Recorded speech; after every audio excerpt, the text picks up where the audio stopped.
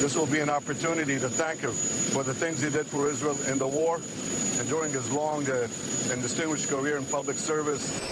Biden, who has stood beside Israel, now a lame duck president. I will seek to anchor the bipartisan support that is so important for Israel.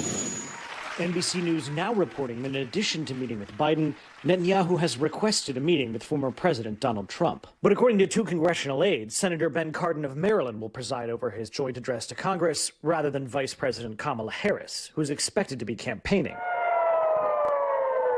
Netanyahu departed a nation still locked in a brutal war, with rising concerns about the conflict spreading to Lebanon and Yemen. Last week, a deadly drone strike by Yemeni rebels on Tel Aviv killed one man and injured at least 10 others. Israeli warplanes responded the next day with airstrikes on several sites affiliated with the Houthi forces in Yemen.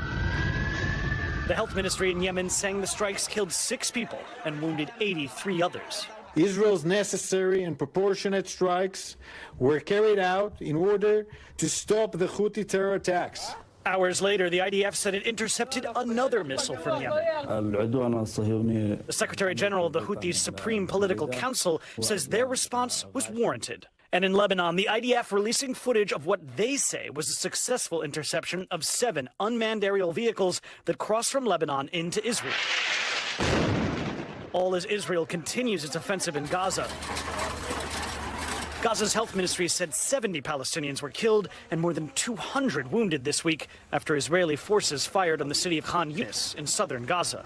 At a time when Israel is fighting on 7 fronts and when there's great political uncertainty in Washington, I will tell my friends on both sides of the aisle that regardless who the American people choose as their next president, Israel remains America's indispensable and strong ally in the Middle East.